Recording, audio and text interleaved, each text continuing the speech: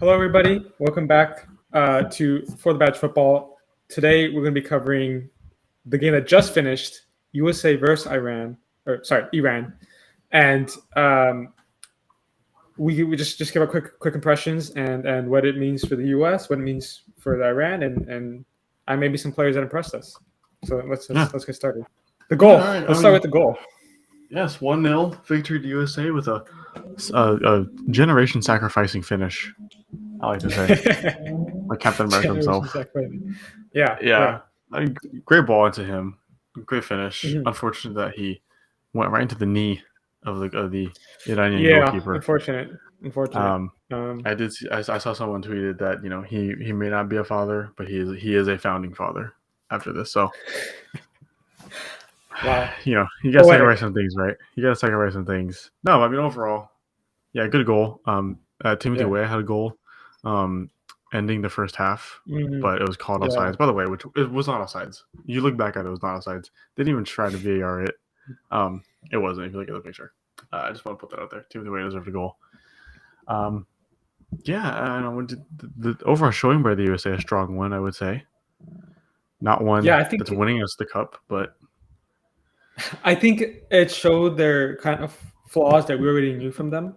They can play a damn good 45 minutes, maybe even 60, but then they drop off. Whether it's tiredness, whether it's because they're playing so hard to raise that quality that they drop. I don't know. They run out of energy. That eventually they do let their opponents back into the game. We saw it against Wales. Fortunately, we didn't see it too much against England because England were terrible.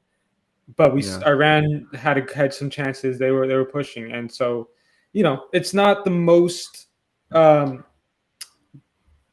pleasant, the most like secure thing to do to drop off for 15, yeah. 20 minutes. It, But it, to me, like the reason it happens all the time is Greg Berhalter and his substitutions. I think obviously you factor fatigue in, but he brings in the worst players in the moment. Like England, he did fine, but Wales that was personally the reason why Wales were able to get back into the game. And yeah, my complaint, the one player I don't like at all is Shaq Moore coming over for Serginho Dest. He is yeah, terrible. He had a few mishaps in like the 13 minutes he played today. But when you come in like Serginho Dest, which we could say by the way, the fullbacks today were phenomenal. Very yeah, important to the yeah, overall fight. And you bring in Shaq Moore to replace one of them, and it's terrible. I'm sorry. Try Where's Joe Yedlin Scally? maybe. Thank you. I was about to say bring in Joe Scally. Yeah, I don't know. It's disappointing, and it's very obvious that that's what gets the opposite team into the game in the end, and it's definitely gonna be a bigger issue the longer we go on if we do. I mean, even against Netherlands, who has much more depth than the USA does, and they bring in the mm, right players compared to the USA, we're gonna get demolished in the end. Um, yeah, I don't yeah, know. That yeah. that's just my 2 cents I think maybe we could look to that USA Netherlands game and say we are the underdogs of course, 100%. by Does that far. mean this is an unwinnable game? Absolutely not. Netherlands Right, are not. I don't want to sound like some. I'm not. I'm not. But and I don't want to sound like some American guy who's just like, we got this. We don't. It's very yeah, difficult. With that being right. said, Netherlands are not playing well. They luckily have individual quality to build out of their unfortunate game plan, Mm-hmm. and I think because of that, there's a chance we show up. We don't have the best. We don't have the best chance to score more than one goal. We score Right. one and then we kind of struggle to get another. But if we can keep a solid back line and really make our chances count, there's no reason to not believe. It's the World Cup, You got to Yeah, believe. 100%. I mean, we Um, saw how Netherlands got absolutely outplayed against Ecuador. They won yeah, 2-0 against Qatar, but I mean, I don't know how that game went stats wise, but it's Qatar. It couldn't have been that good. Um, but yeah, we saw how they did against a team that they should be beating day in day out. And they got absolutely demolished. It ended in a 1-1 draw, but like stats wise, like I think Ecuador had 15 to Netherlands 2. yeah, So it's definitely very plausible for the USA to win the next game. And I will say you made a good point with the goal scoring, the lack of goal scoring, that we score one and that's it. And I'm going to kind of relate it to something we've been talking about for the rest of the tournament is the lack of a true number 9 up top. has been detrimental to these teams, and that's one thing that the World Cup is showing, is that the having a number 9 there is crucial for a lot of these games, and not having one really unravels the team, at least the attack. Because I mean, you have like USA, at least you have Josh Sargent playing as a number 9, and I think that's his. I'm pretty sure it's his like normal position anyway at Norwich, but he's not a good number 9 by any means. You bring Haji Wright in, and Haji Wright, like, he's decent too, but he's not a number 9. He's not a good number 9. Yeah, so it's just kind of exposing USA, at least, and Germany, Spain, we saw that too. But I think USA needs to tweak it a little bit so we have a goal scoring threat up top. Maybe you bring in Gio Reyna in some capacity for once, starting him at least. Yeah, I don't know. I think, but going back to the USA Netherlands game, it's definitely very plausible. We drew against England, who are arguably a stronger squad than Netherlands, or have been playing better than Netherlands. True. So it's definitely very possible. But I think if we do win, that'd be great for U.S. soccer in general. And I will say, I think USA has had the best performances in the group through the 3 games. Personally, every other team has been inconsistent. They've been consistently inconsistent. We've been inconsistently consistent. There you go. Quote me on that. Wow. But I mean, we showed up pretty much when we need to. I got so scared that the end penalty was going to be called. I think good chance of it being called if it's a different manager. It's not a penalty. In my book, it's not a penalty. But we saw what Walker Zimmerman did, and I got flashbacks. And I thought, is that going to be the reason that we don't make out of the group that Iran does? But yeah. So, and can I just say, US got out of that group unbeaten. I think that's an accomplishment in itself. That's important. That's important to say. I mean, against not the toughest opponents maybe, but the toughest opponents for USA for sure. I mean, Wales gave us run for money in the end. That was USA's fault. Iran are a solid squad, an underrated squad. They gave us a run for our money. It was closer than we would have liked it to be for sure. And then I do want to shout out, like, the USA's midfield has been one of the best in the tournament for me so far. The way that Tyler Adams has been performing as captain, phenomenal. Yunus Musa, who is very underrated. He's not getting enough recognition. He's getting a lot, and it's not even enough. He played phenomenally today. And you saw at the end of the game, he was wheezing, and he just put that much work into it. Weston McKennie, a solid midfield option as well. He's doing his job perfectly. Exactly what needs to be done. Oh, I love seeing it, and I think more respect needs to be put on, our soccer players here, showing these teams that actually mean they can do something. But yeah. So I don't want to tote a World Cup winning possibility, but and I'm not going to say for 2026 either. But I will say we're setting ourselves up for a great run next World Cup for sure. I agree, and I think this is also players in the Prem, players in the top leagues. I think this is also a great thing for the US because you're having 6-year-old, 8-year-old kids right now watching this shit, and they're like, "This is great. We're playing well. I want to be part of that." Because let's be honest, without that influence and that exposure, people are going to basketball, people are going to football, people are going to hockey, people are whatever, and you're not getting those athletes that we know we can make. Yeah, and the fact that we're getting this exposure now is going to be great for the sport in the US in the next 10, 15 years even.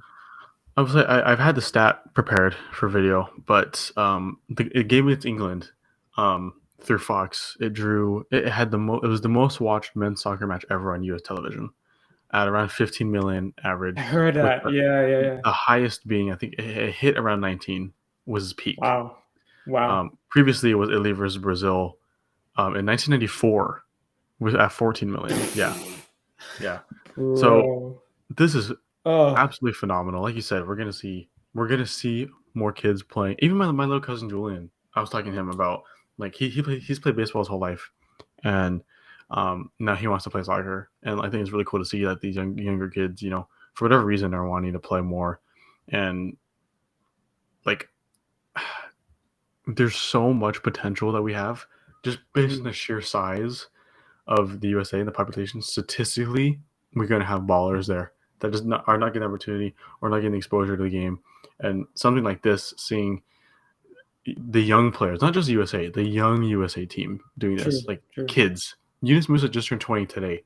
Like, to see these kids play against some of the best teams in the world, like England, playing against England and play better than them in their game, like that's very important to watch. Very important to Wait, see. Yunus I Musa love it. turned 20 today? Yeah, he turned. It's his birthday today. He turned 20 today. Wow, that's Yeah, crazy. I didn't know that. Okay. yeah. Like a kid as young as him, Tyler Adams, I think 23, captaining the team and playing phenomenally. Yeah. Christian Pulisic, I forget how old he is, like 26, 27. Um, at left wing, like phenomenal. Like such a young team, good inspiration. To me, it's 24. like 24. I'm Yeah. even younger than I thought. To me, it's like, so we've seen the women's team, right? And they've been Yeah. killing it. They're arguably the best women's team in the world, and they've inspired plenty of young girls to play soccer. And to get to the levels of the U.S. women's national team, I think it's about time that we've seen a similar thing for the U.S. men's soccer, for sure. And I think it's great to see that young kids have both the men's and women's teams to look up to, for sure. Yeah. So yeah, I think it's great. It's so much fun for U.S. soccer, and we're gonna see. I mean, even look at the MLS. Like a lot of these players have come from the MLS, and that's good exposure for us too. Like I have a list here. Let's see. Like Gio Reyna is from the NYCFC Academy. Brendan Aronson is from the Philadelphia Union Academy and the first team. Weston McKinney is from FC Dallas. Tyler Adams is from Red Bulls. Matt Turner is from the New England. Tim Ream and Timothy Way are both from Red Bulls. Like these players are born and bred in America, in the American leagues, and they're impressing on the world's stage, and it's wonderful, wonderful to watch, wonderful to watch. Great stuff. Yeah. All right. Well, I mean, so like we said, USA plays Netherlands on Saturday at 7 o'clock our time. By the way, I don't know if you knew that.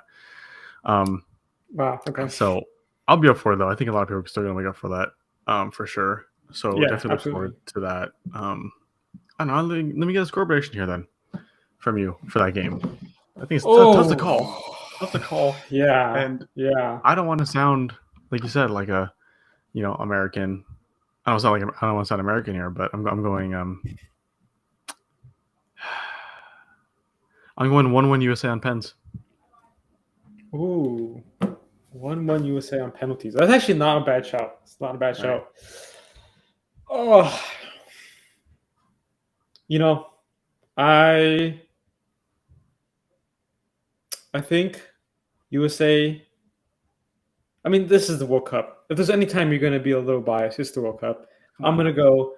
But I don't think we score more than one. I think our attack isn't good enough, especially against that Netherlands defense. I agree. But does Team Ream become Paolo Maldini? I think we win 1-0. I think you mean does he stay Paolo Maldini?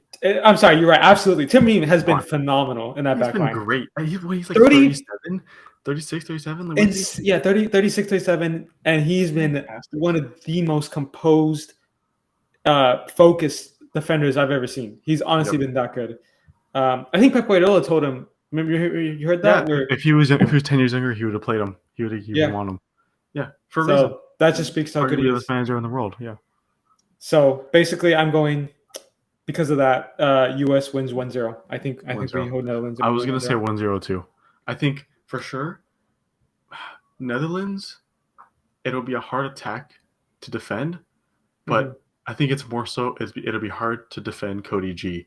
But Cody G is running down on the left side, right, with Serginho Dest, who's great, by the way. He's been in good form this World Cup too. I think it's definitely gonna be a good matchup for sure. Oh, for sure. So I think we both of you are winning. Everyone, afterwards, feel free to come back and crap on us if we're wrong. If we get demolished 4-0, but yeah, it's fun. It's fun to think these things. I mean, you look at our predictions we did. We had Denmark going to was it the final or was it the semifinals? Yeah. So it's fun. This is what we're here for. We're here to have fun. So yes, sir. All right. Well, one that went off there, a little 15-minute video or so, a little match reaction. Let us know if you guys like this format more than the entire one. If you got to this point, please consider subscribing. Again, we're 17 away from our goal by the end of the year. That being 100, we got about a month to hit it. So like the video if you did. Keep coming back if you want for more World Cup updates. It's getting more entertaining. Let's be honest. It's been a good World Cup. As much as we don't want to admit it because of location, it's been a good World Cup. It has been. It has been. And it'll only get better from here. So, yeah. So we'll thank you guys for watching. Catch us tomorrow whenever we actually release an update. And we'll see you guys then. Bye.